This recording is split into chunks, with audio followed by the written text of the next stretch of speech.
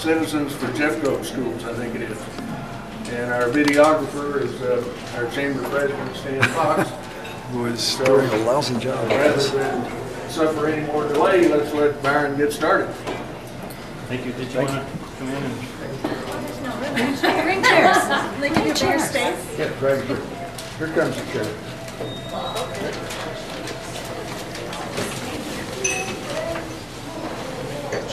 Don't worry that your back's Oh, no, I'll just walk.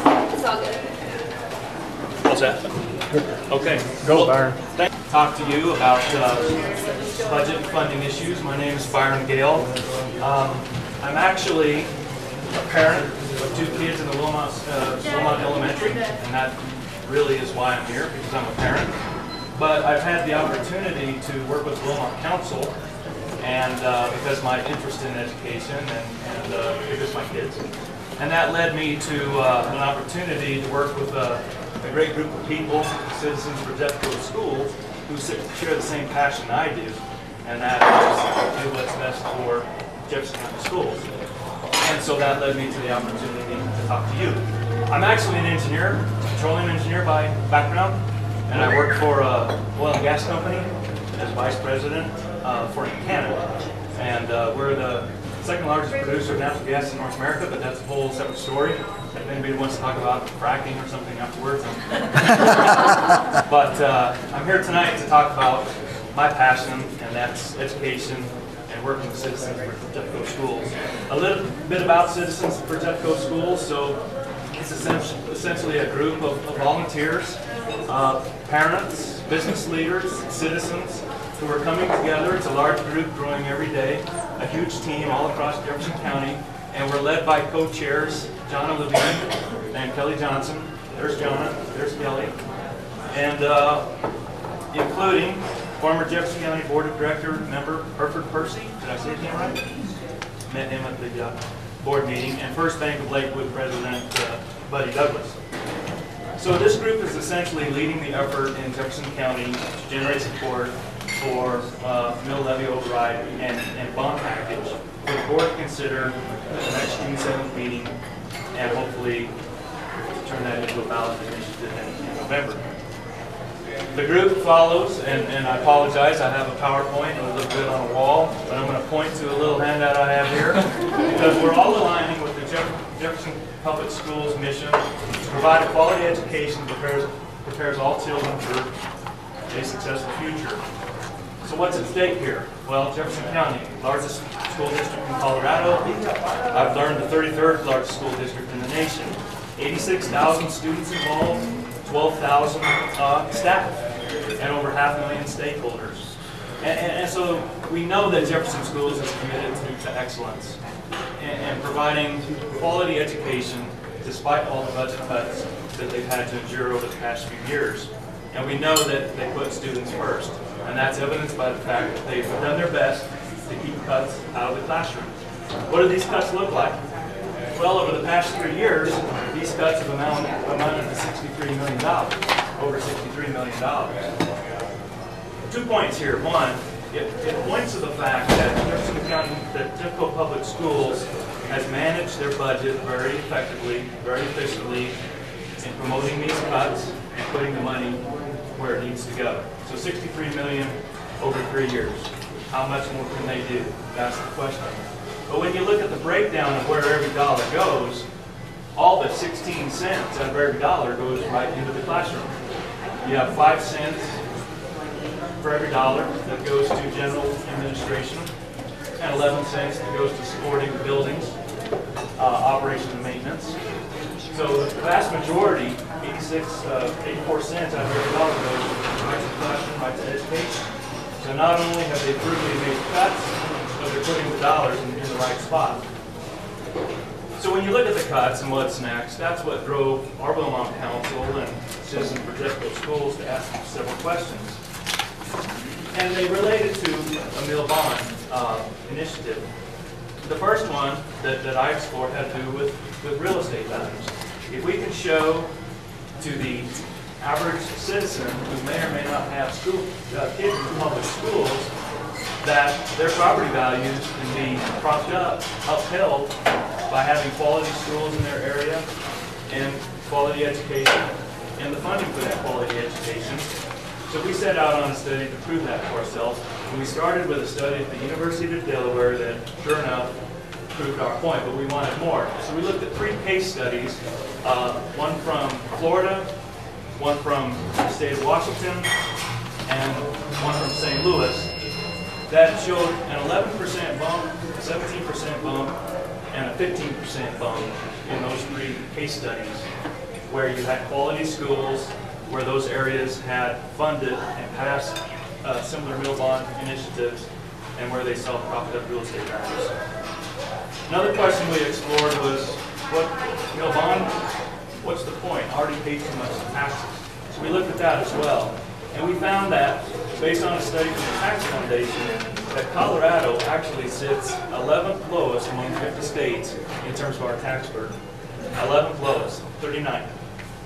We also looked at it from a real estate tax perspective and found that the average in the United States was 1.18%, and this is a percent of home value. Jefferson County was running 0.69. Colorado was 0.62. So not only is Colorado, when you look at state and local taxes, 39th out of 50 states in what we pay, but when you look at real estate taxes, we're about half the national average in Colorado, just a tick higher in Jefferson County. Another thing we wanted to look at in terms of funding was teachers in Colorado. Are they underpaid, overpaid? What's the story there? Why fund more? Well, when we looked at 2 different studies, we saw that Colorado's instructional spending was 44th out of 50 states and 24th out of 50 states. But what was worse is when you rub that against income, average income across the state. Colorado has a very strong workforce, very good jobs, and fairly good income when you compare it to the other states. Colorado fell to 49th out of 50 states in one study and 47 in the other study.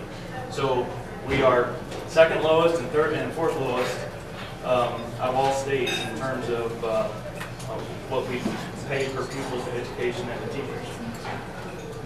We also had the misperception that increased funding for schools may not translate into better results for students.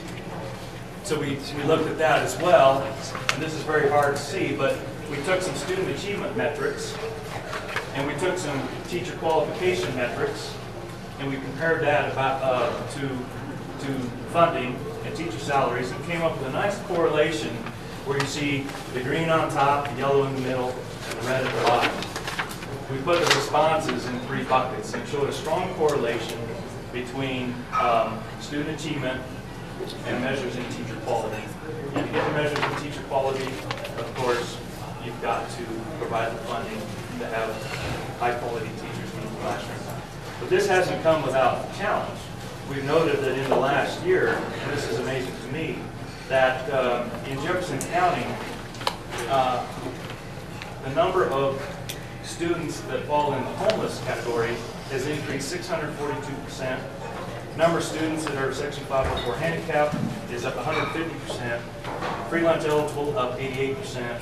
Free or reduced lunch eligible up 78%. So even though the pupil funding has decreased in Jefferson County recently,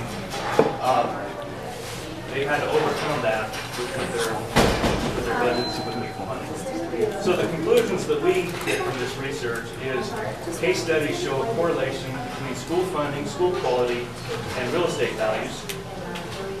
Good school districts attract new businesses. Number 2, Colorado has the 11th lowest state and local tax burden among the 50 states. We have room to fund our education. Colorado, two studies rank Colorado second lowest and 5th lowest among the 50 states in terms of teacher salaries and other instructional expenditures relative to average income. And the 4th conclusion was there's a strong relationship between teacher quality and improved student achievement and lower dropout rate. So that gets us to mill bond, and that's what I'm here to support with you. So the Jeffco Board of Education has requested some ballot language to consider for the next board meeting, June 7th, and hopefully a November ballot initiative to override of $39 million, a bond package of $99 million for consideration. What does that do? The mill levy override allows the district to restore those 2 days of school, currently furlough days, to maintain the ability to retain and recruit highly qualified teachers, to maintain teacher librarians, music programs, instructional coaches, and contributes to the charter schools, outdoor lab, and technology. The bond package ensures that students and teachers are warm, safe, and dry.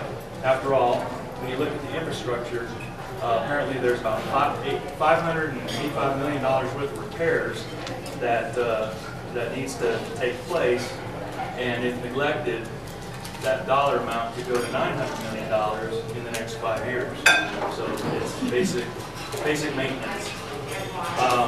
So this would allow the school district to perform those overdue maintenance items. What does this amount to us? These numbers may be preliminary, but when you take the $39 million, the $99 million, and transpose it to what it means in our pocketbooks, it basically comes out to be $14.68 per $100,000 home value per year.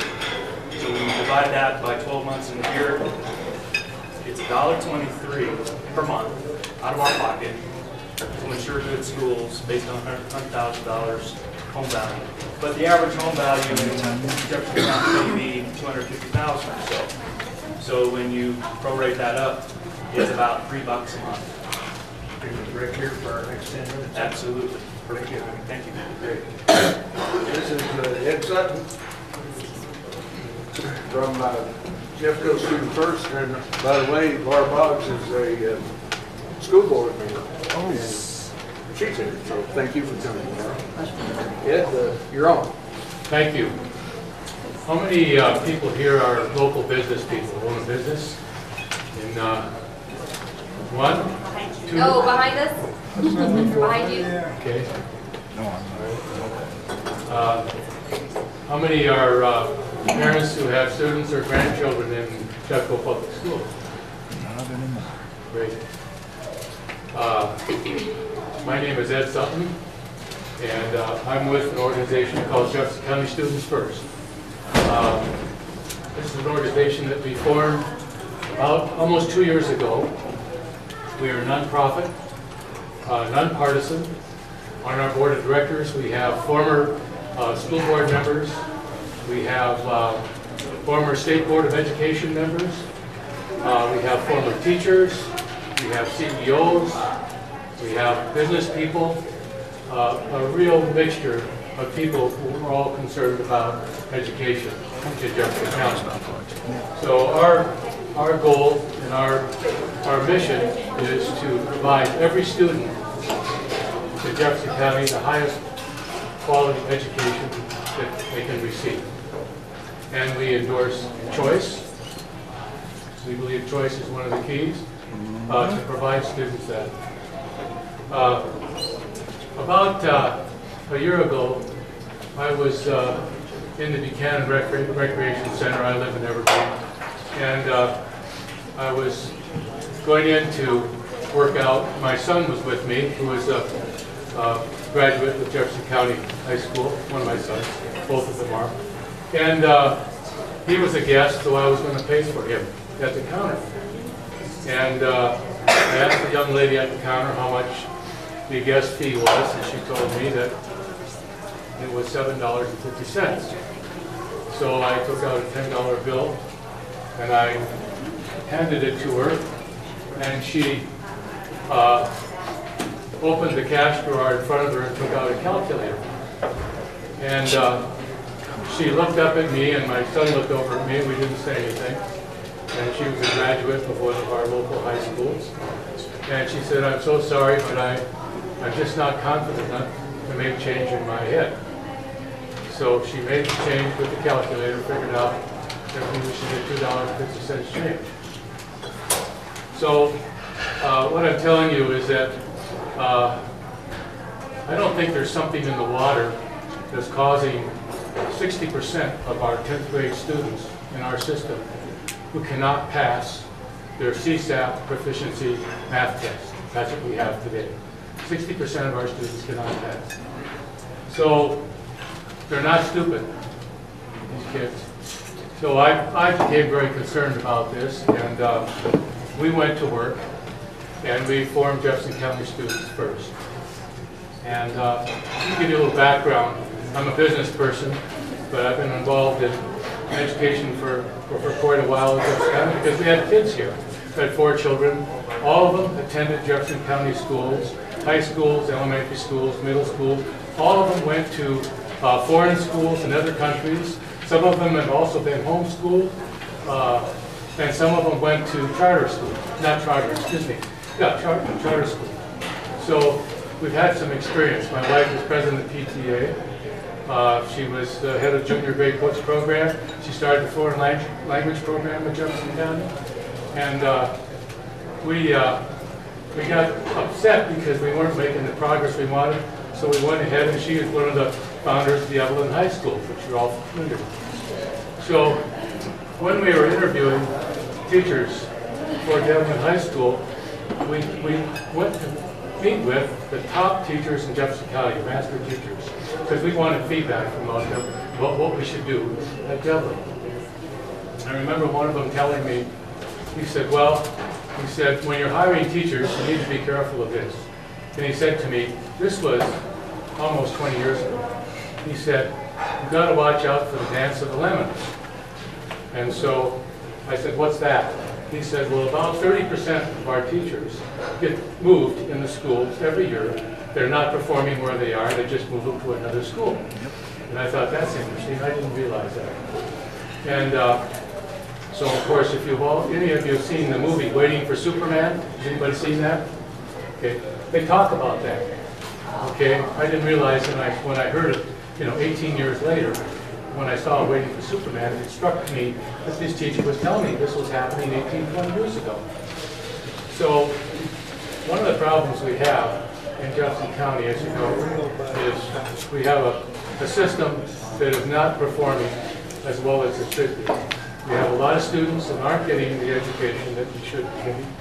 We're spending $11,800 per year per student, which is, we know that we have a lot of other educational systems that are spending far less than that and that are doing better in Colorado and in other states.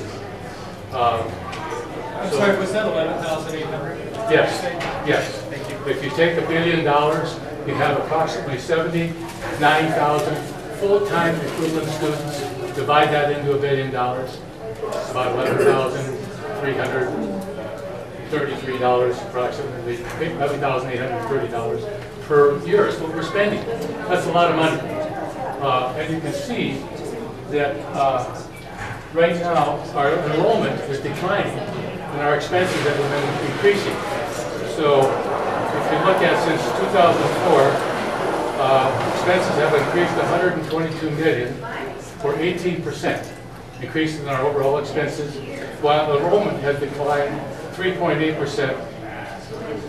So we've had a 22% increase in spending per pupil, and we've had a drop in enrollment.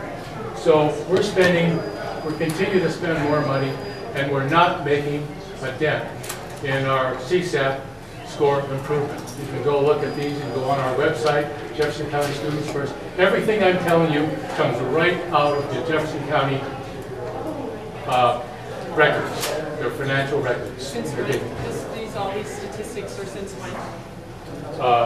Pardon? Since when? Since what year? You mentioned some years. Currently. These are current. No, you said enrollment's declining, expenses have gone up, all of this has occurred since when? Yes, and it's right here, it's taken right out of the Jefferson County. You reported it when you were talking, you said since a certain year. Well, I'm saying just for since 2004. Right, that's what We've I was had asking. according to the Jefferson County financial records, expenses have increased $122 million, that's 18% increase in their total expenses, and enrollment has declined 3.8%. So we're spending more and more per student, even though we have declining enrollment. And we have a major problem in student performance. When and we have 60% of our students that cannot pass their 10th grade math proficiency test. They are not proficient. So I asked one of our board of directors, who happens to be on the State Board of Education and also happens to run a charter school. I said, why aren't these kids passing math? He said to me, they're not being taught. That was the answer. So, was that simple? We are very much in favor of seeing teachers be rewarded for high performance. We believe in pay for performance, which is very important. Good teachers should be paid a lot, should be paid more, should be rewarded. Non-performing teachers should be taken out of the system, and teachers who are moderately performing should be helped to improve their performance. Right now, we don't have the ability to do that. It's not. So, when you talk about a tax increase right now, what you're talking about is a reward for a poor performing system. And I think right now, when you look at this budget, you're talking about $70 million shortfall as a result of the $350 million in state funding cuts to education. $70 million. That's 0.4% of this annual budget. 0.4%. Now we have 5 school board Could you say that again? That's 0.4%. No, the whole thing. The whole thing, the $70 million shortfall?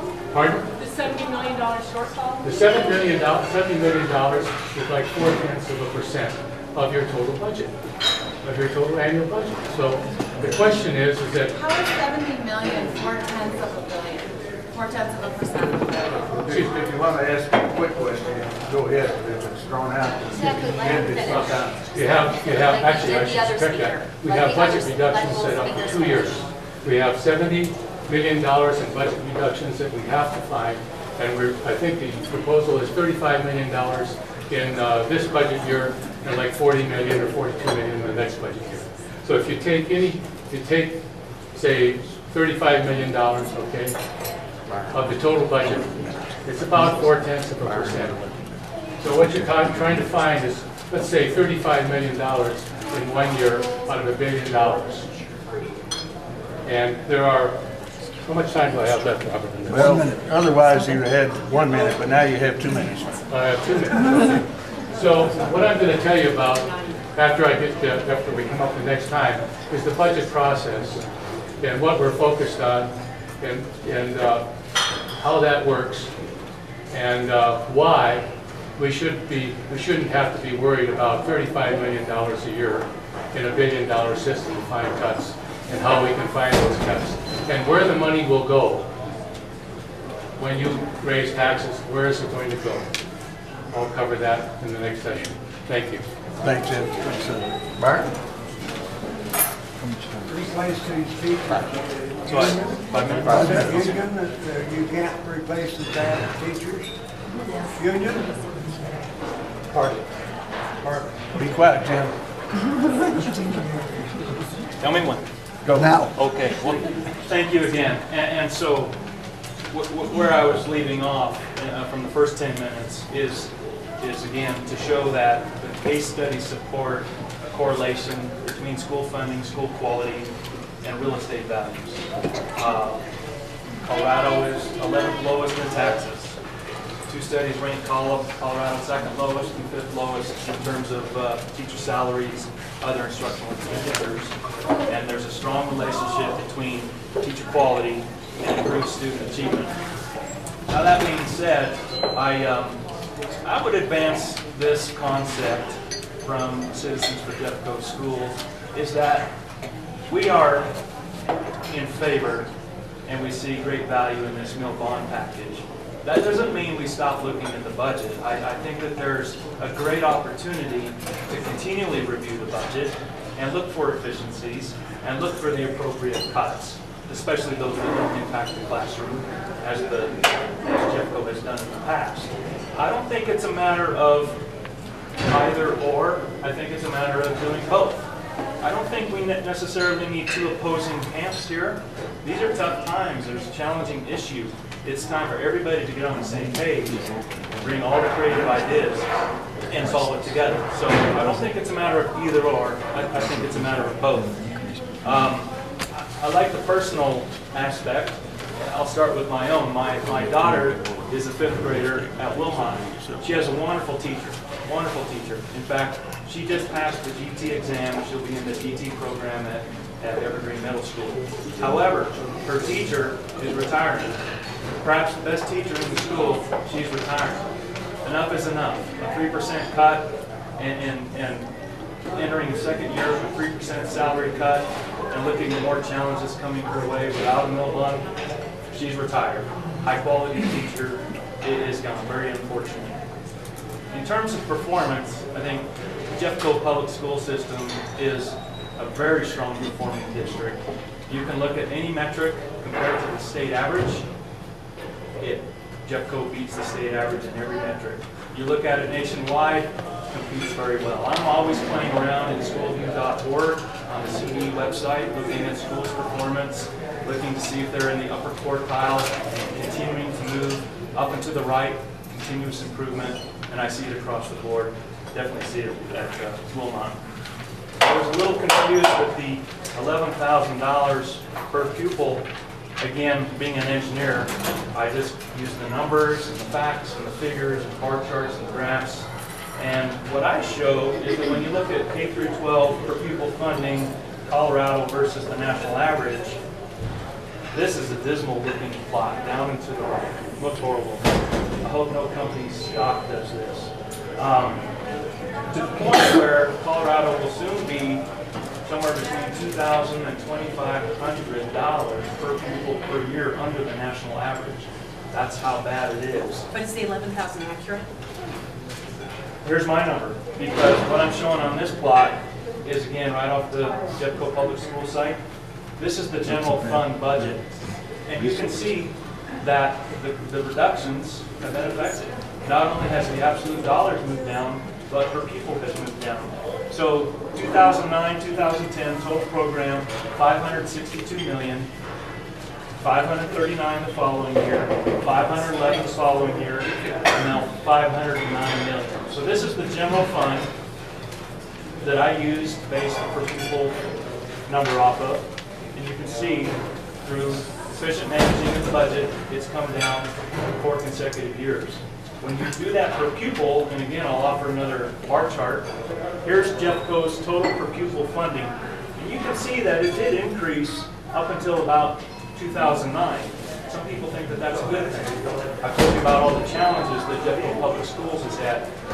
But now you can see it declined. And in 2012, 2013, the projection is $6,309 per pupil per year. So you can see, again, through effective budget management and through effective spending control, that spending per pupil and even the absolute dollars in the general fund has come down. I don't find the 11,000. I see 6,300, and I see 6,300 being about the bottom of the 50 states. So again, I'm with Citizens for Jeffco Schools. I'm with Wilmot Council. I'm with my kids. I'm an engineer who's trying to do the right thing for my kids, for all the kids in Jefferson County school districts. I see great value in this mill bond approach. I don't think we stop reviewing the budget. I think we look for those efficiencies each and every day, but I think the mill bond is the ticket, the bridge to a better economy. Thank you. Thank you, Brian. Next segment, Ed. Thank you. It's about math again, you know, it's the CSAP scores, 10th graders. Anyway, the Jefferson County budget, just so we get this straight to start, for the year 2011-2012 is $969,454,000. It's just about $1 billion.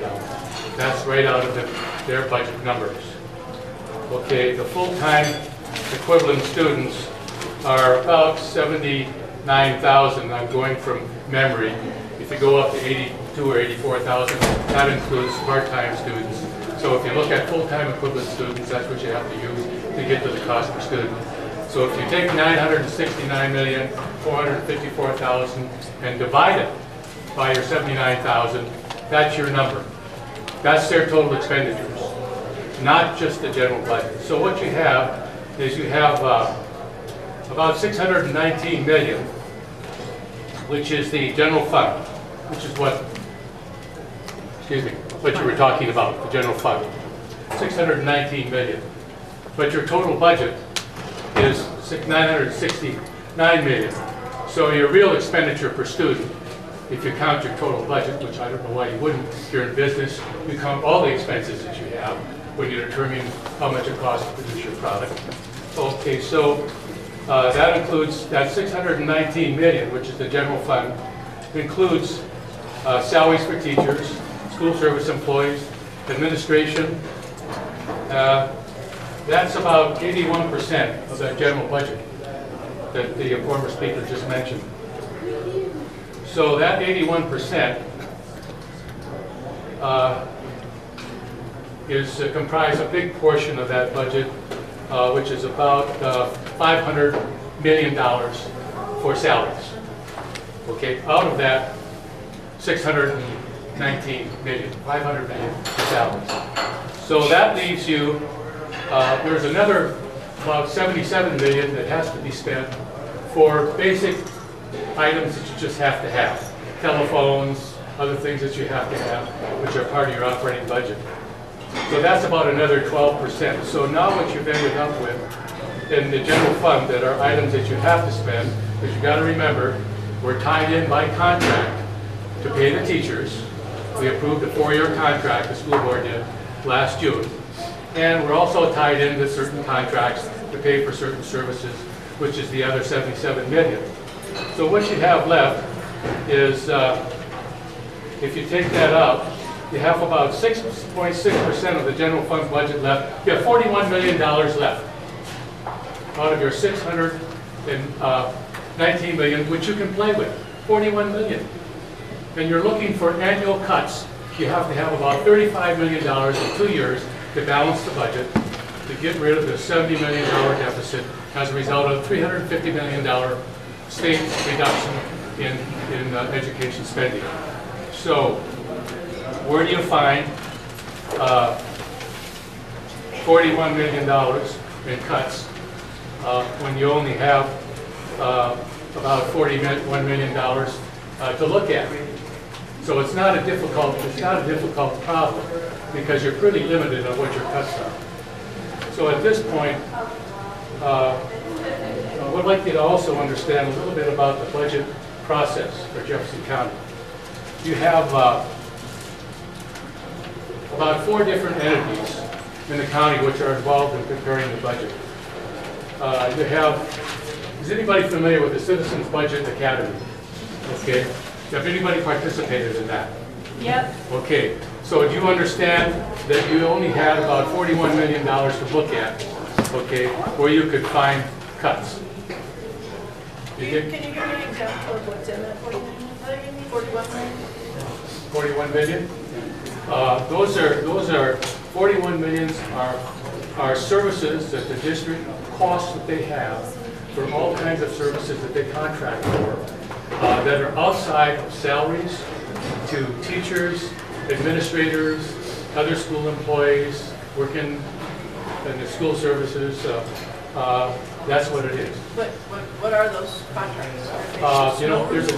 There's a detailed list of them in the CAFRA, and the CAFRA is about that thick, and I don't have that, but I'll be glad to provide that to you. I can make that available to you. Say by the bell, Ed. Oh, okay. Yeah. Okay. Let me just say one more thing. Right now, we have 4 entities and over 2,300 people that are involved in the budget process in the county. If you're interested in those 4 entities and how those people are involved in the budget, I'll be glad to share with you. Thank you. I'm an engineer too, but that's too many numbers for me. So let me start with the first question to Byron. Come on up, Byron. How much mill levy will it take to acquire the money that you have on your plan here? That's what I'd like. The mill levy that it takes to do that. Okay. And then we'll open up for questions, and I appreciate a question of about 30 seconds and an answer of about a minute. Okay. I'd actually like to, Could you repeat the question? Robert, could you repeat your So, what's the mill levy that it would take to follow through with Byron's plan? Mill levy. I don't know what to do with that.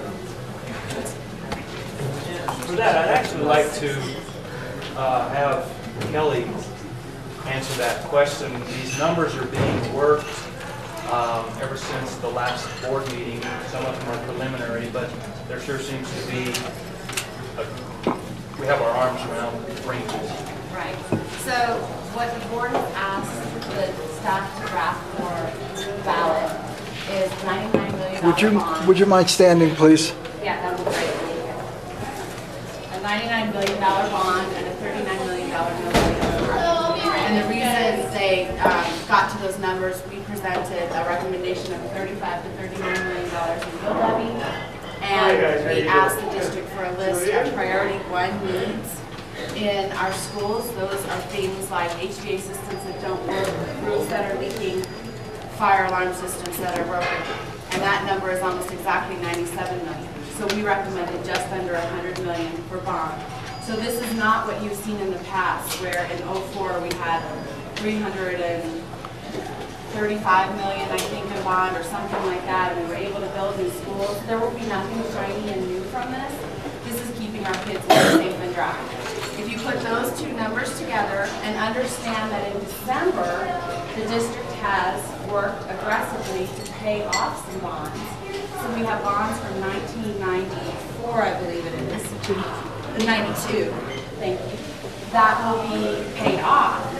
So we have some opportunity there to pass a new mill bond and only raise the average homeowner's tax bill a dime a day. A $250,000 house will pay a dime a day for what we're asking for our kids.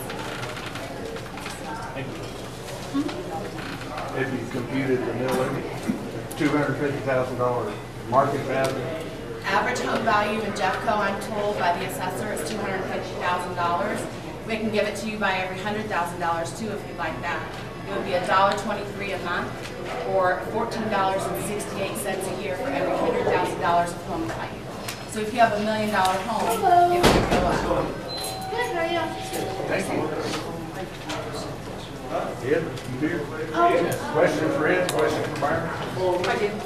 How do you get from the $969 million budget down to $619 general fund? What's the difference in that You have 300? capital, you have two funds. Stand up, Ed. Excuse me. You have two funds in the county. You have your general fund and you have your fund for capital, your capital fund, which is all your buildings, your maintenance of your buildings, your payments on bonds for the buildings that you built. So you can't educate your students without those things, without school lessons, okay, without playgrounds, all those things. That's the remaining budget. So what's been happening, what you've been hearing for several years now, is that the school district is spending $7,900 per student per year. It's not true. They're spending $11,800 per year. The math is that simple. So the difference is one is operating. They're reporting just operating. You're reporting They're operating talking about the capital general expenditure. fund. They're reporting operating. You're reporting operating and capital expenditure. That's And right. I'm just going to jump Capital in. fund also. I'm just going to jump in here because I Yeah. want to make sure we get accurate information out. There are about 7 or 8 different funds that make up the difference between 600. Sorry, our vibes.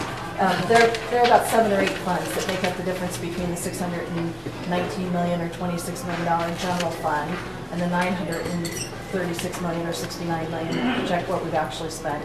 It's federal grants, it is capital, it's transportation, it is food service funds, it is child care funds. There are 7 or 8 different funds that make up that difference between the general fund, some of which are operating expenses like food service expenses, like child care funds, like federal grant funds.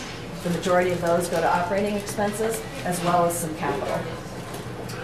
So as a follow-up, could you tell us if other districts calculate their per pupil funding the same way? Because if you're going to calculate Jeffco's the way you're doing it, then, and as a comparison for apples to apples, then all other districts should be calculating that way, and I don't think they do. So it, you know. Of course they do. No, they don't. Well, when they put out their per pupil funding, it's based on general fund dollars. Why do they do that? Because that's the industry standard. I bet you had industry standards. No, it doesn't represent your real cost of education. It doesn't matter. It's a comparison that compares apples to apples for the whole country. That's fine. Is it a comparison of fixed cost versus variable? Of course it matters. No. Capital funds, that stuff are relatively fixed costs. Is that why they do it, potentially? No, because you're one of the things that you asked before, and I just have the answer to your question, is you asked where that money in the general fund goes, and it goes for essential service accounts, materials and supplies accounts, and essential contracts that they have to have that they enter into. And that's where that money goes. But don't be fooled. Your real cost is $11,800 per year, just man. I'm just trying to figure out, my name is Wendy Woodson, and I'm a principal around here. And I really find value in some of the things you say that need to help improve our schools, and I think a lot of principals and teachers would agree in those things. But my question is, what your organization is doing, I'm curious how you are trying to improve our schools. What sort of things, and and I'm not sure, is your organization's aim just to defeat the mill bond because you don't think we need more money? And then if that is, how are we going to improve our schools for the limited funds we have, whatever the amount is? I don't want to. Good question. The statistics show that increased funding has not improved education. In Jefferson County or any place else you go, it hasn't worked. Okay, I just read you the facts here that we've had an increase in Jefferson County since 2004. We've increased funding 18%. Okay, and we have very you can compare our performance to all these other, to the state, to the federal level. They're all bad. So why are people leaving the classroom? Why are they leaving your schools? They're leaving schools because they're being fired because we don't have any money. So now, I mean, the problem we're facing, and I'm not an engineer, but the problems that we're facing are that we can't get more teachers, so our class sizes are getting very large, and that is detrimental to students, and research shows that. To an extent, but I think that the things that are happening because of our limited funds are detrimental to our students and our schools and our property values and all those things. So how do you fix those problems within our schools? First of all, class sizes in Jefferson County have been decreasing. Sorry, say that again. Second. Well, maybe the class sizes have been decreasing, but what about the student-to-teacher ratio? That's really the teacher important ratio, number. I believe, has been decreasing also. Let me finish. It has been decreasing. Let me just finish one thing, Laura. How do we propose making improvements that we're talking about the problem? How do we fix it? One of the reasons is until you as a principal have the ability to hire and fire and pick the best teacher. Exactly. And reward those teachers for high performance, you're not going to see improvement in the system. And you can't, when you look at our general fund budget, and you say 81% of our budget is for salaries, we believe that you should reward teachers, pay them more money. And what you do about young teachers that are coming into the system, they need to have better pay to attract people into the profession of teaching. And until you can control that as a principal, you are not going to be able to improve your school. Now, this is the way principals used to operate years and years ago. Not anymore. And I can give you anecdotal experience about that by working with principals and teachers with my children at Jefferson High School. Yes, sir. Take my question. You were the founder of Jeffco. My wife was one of 6 founders, and I worked with her on forming that school. which I'm sure you're very proud of. You mentioned a young girl that couldn't make change out of $10. The question is, a girl like that, do you ever think a student like that? No. And if so, what percentage of special needs students does Diablo have? Because that's First of all, That's you not can't special go needs around child. recreating devils in your system. Because that's the cream, it draws the cream out of the whole county and puts them in one building. So that's not the answer to improving. Then what's going to happen to That's one kind of girl who choice. can't make change for you? Pardon? What's going to happen to the young girl who can't make change for you? That's absolutely, that's important. What about the kids that are falling through the cracks, that don't get the devil, who have parents that are not able to send their children to a private school, or don't have the incentive to get them to a charter, they don't have transportation? What about them? Maybe they should come to Conifer High School. Take care of our kids there, seriously. You take care of our kids. Yes, ma'am. I'm sorry. You sneaked in the back. I did, I'm sorry. But there are places that do great things for kids. All kids.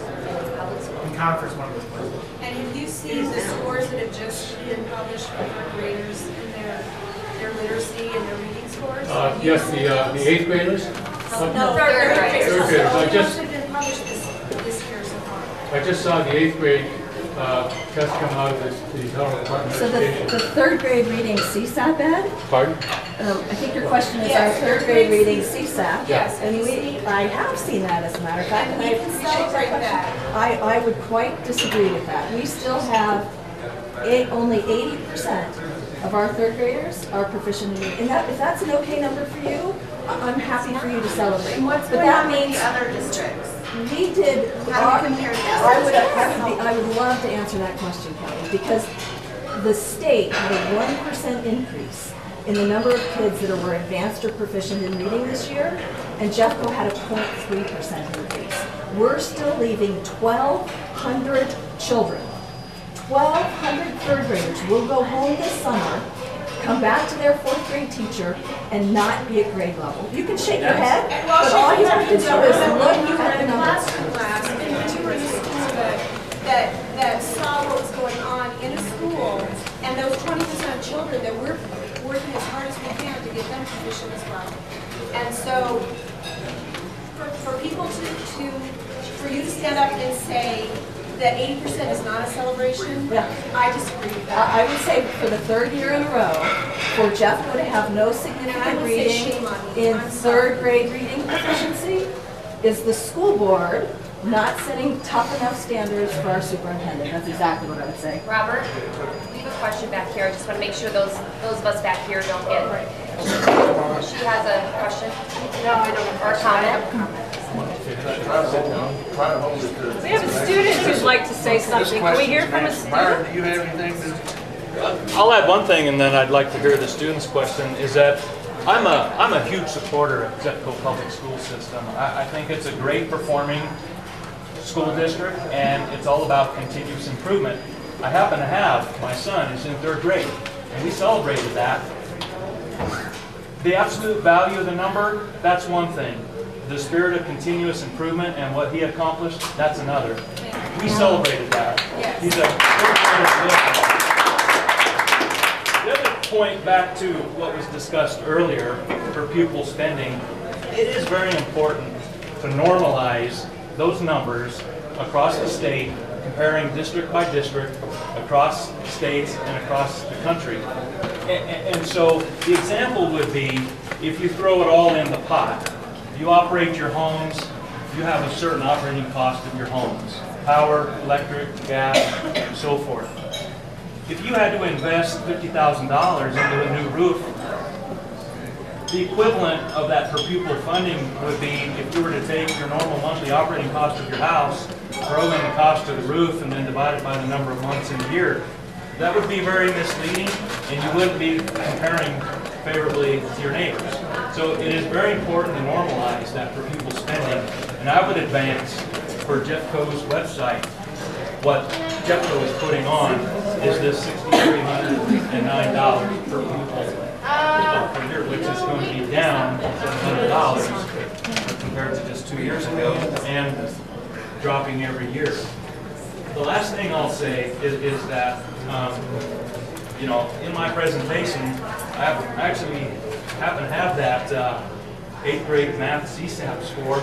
Coincidentally, I only see 3 other districts in the state that did better. Boulder, Littleton, Douglas County. And then you've got Jefferson County.